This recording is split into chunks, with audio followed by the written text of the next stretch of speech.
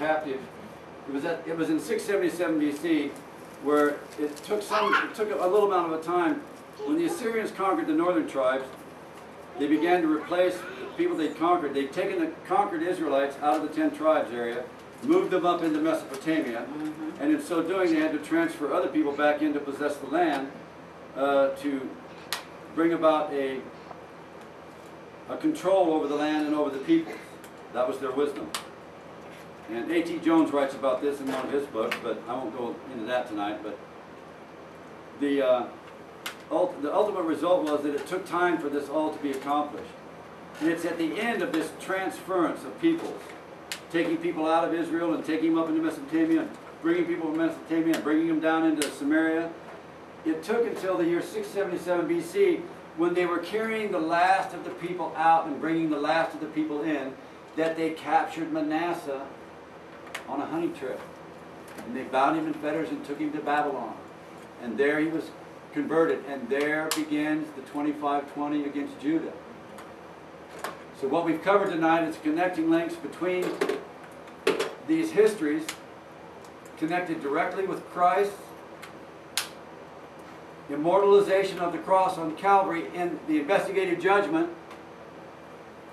to the history of ancient Israel and the demise of both the 10 tribes and Judah. But the Bible has other things to say about this. There are those today among us as Seventh-day Adventists that declare that the 25-20 is not a prophecy. But friends, the history tells it very plainly and very clearly that the 25-20 was involved in the rending of the kingdom. And in so doing, God was carrying out the curse of Leviticus 26. For 2,520 years, he would rend the kingdom. Which kingdom? Jesus told the woman at Samaria, you will neither worship in Jerusalem or in Samaria, for God is a spirit, and he desires those who will worship him in spirit and in truth. And in 1798, he began to build his spiritual temple. And the close of that work was on October the 22nd, 1844, which would close the 2,520 years against Judah. And Christ would there establish his temple. And when you understand what the other prophets say about it, that this is the crowning work of what it means for God to have a dwelling place in the earth, where you will have a people that will reflect his character, and then Jesus will come.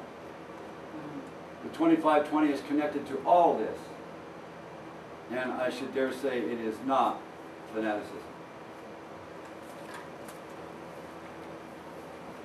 Now, when you go back to 1 Kings chapter 11, where we left in verse 12, we're going to read on. You'll notice here in this account, it is going to take us back and forth between these chapters and 2 Kings chapter 17, time and time and time again. Notice this. Howbeit, I will not rend away all the kingdom, but will give one tribe to thy son for David my servant's sake. Who would that tribe be? Would that be Benjamin? That's Benjamin, right? So Judah and Benjamin now would be united in the southern kingdom. And the 10 tribes would be united in the northern kingdom.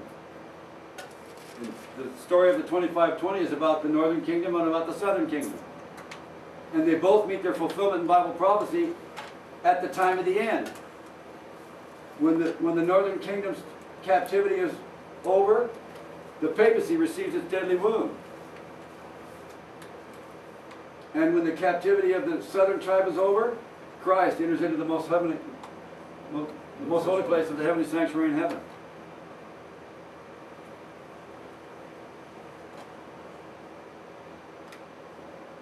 Verse 14, and the Lord stirred up an adversary unto Solomon, Hadad the Edomite. He was of the king's seed in Edom. For it came to pass, when David was in Edom, and Joab, the captain of the host, was gone up to bury the slain after he had smitten every male in Edom, for 6 months did Joab remain there with all Israel, until he had cut off every male of Edom. That Hadad fled, he and certain Edomites of his father's servants with him, to go into Egypt, Hadad being yet a little child. Edersheim points out that this gentleman and Jeroboam crossed paths with each other in Egypt. And this is not a coincidence. When Jeroboam fled out of Jerusalem and went down to Egypt because he tried to lift up his hand against the king, he ran into this fellow. These guys began to match wits. And they began to bring about events in the life of Jeroboam that would eventually make his name the right word would be notorious, and a byword in Israel, because he would cause the people to sin a great sin. This history needs to be looked at in retrospect of what takes place at the end of the world. Is there a great sin at the end of the world? Yes. It's called what? The mark of the beast? Yep. And there's been some affinity down in Egypt with this heathen Edomite by the people of God. Jeroboam representing the 10 tribes. He had to flee because he not did what David did. David wouldn't lift up his hand against the anointed Saul. But Jeroboam did lift up his hand against the anointed Solomon. He tried to have Solomon assassinated, which David didn't do. And in so doing, he would end up in Egypt, and he would match wits with this man who was an enemy of Israel.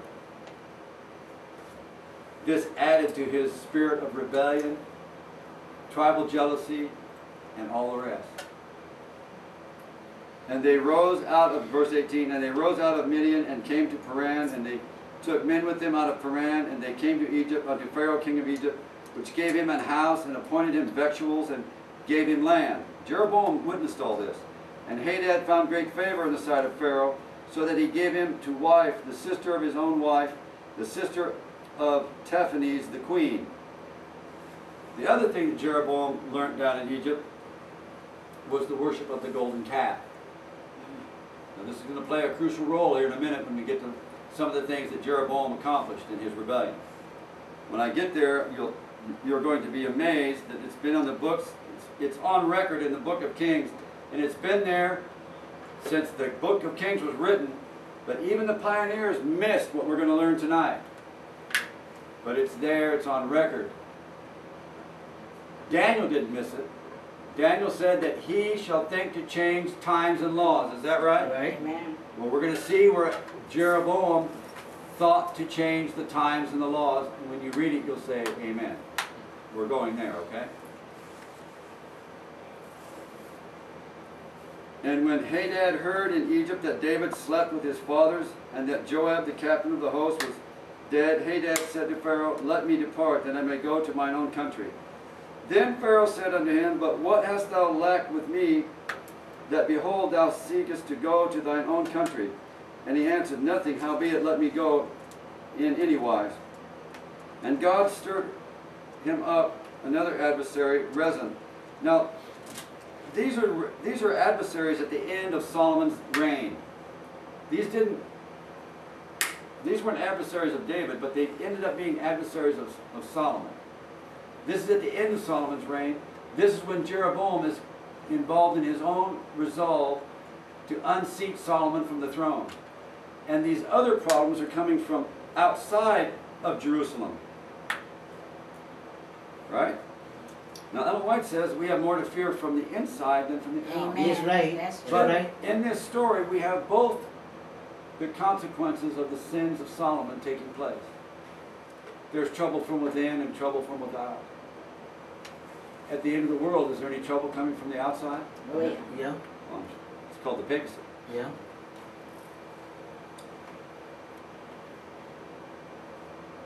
And he gathered men unto him and became captain over a band when David slew them of Zobah, and they went to Damascus and dwelt therein and reigned in Damascus.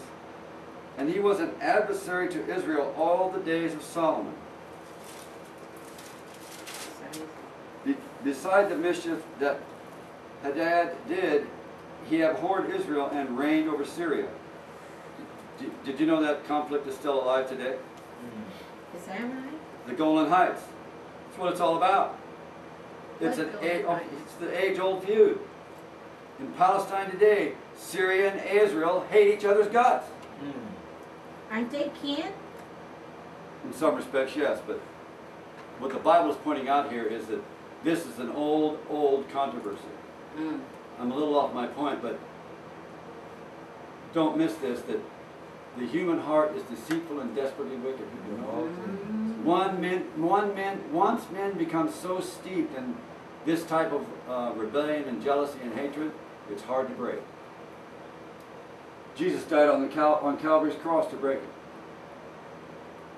He says that he is made of one blood, all the race of men. We really need to think outside our tiny little view of the plan of salvation. It's not about me. It's about you. And God's waiting for a people that can answer the cry of those today in Syria and in Jerusalem. Modern Syria and modern Jerusalem will never benefit from the hatred that is from the past, but they will benefit from the third angel's message, given in power and great glory. Then they'll understand the issues that they once never understood, and they'll recognize it in the love of God that they never saw before. And they'll see spiritual Jerusalem as it's meant to be seen. And they'll see the kingdoms of this world as they need to be seen. And in so doing, they'll give their hearts to the one who's King of Kings and Lord of Lords. Amen. That's why Seventh-day Adventists need to know the story. And they need to tell it like it has been told in the Bible.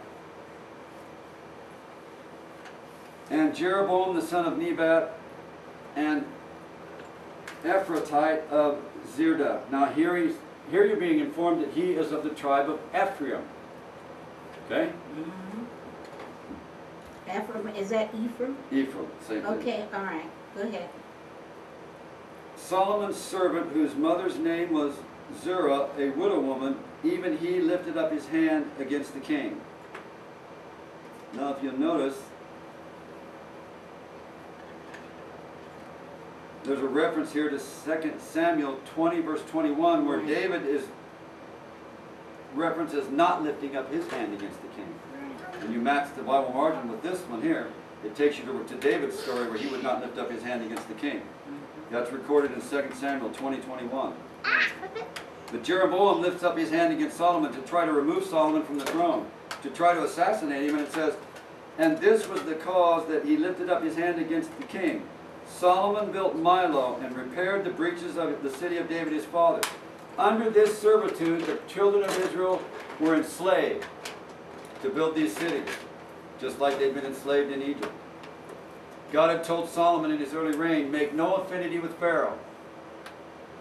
But the first thing he did was he did that exact thing he was told not to do. He married Pharaoh's daughter. And he was given the port cities of one of the port cities, I don't remember the name of it, but this caused great wealth to flow in to Jerusalem because of this affinity that they made with Pharaoh. Horses and chariots and gold and timber. Solomon made a great mistake. He served Mammon. This is when he was still in the early days of his reign. The earliest days of his reign, before the temple was even built. But it had its consequences. And the man, verse 28, and the man Jeroboam was a mighty man of valor, and Solomon, seeing the young man that he was industrious, and made him ruler over all the charge of the house of Joseph. Jeroboam was ruler over the work going on in Jerusalem that enslaved the people. This is what gave him his ambition to be the king. This plays very close when you understand the history. Sister White says at the end of the world, it's going to be very close between self and the gospel. We think we know ourselves, but we really don't. No, we don't. No. But the one who died on that tree knows us. That's right. And he wants us to see ourselves before we get into a place we can't get out of. Because if we get there and we can't get out, we're going to be lost. And there's nothing he can do to save us. Even though he spilled his blood on Calvary's tree, it will be useless. and we parlay with this as if we think everything's okay in this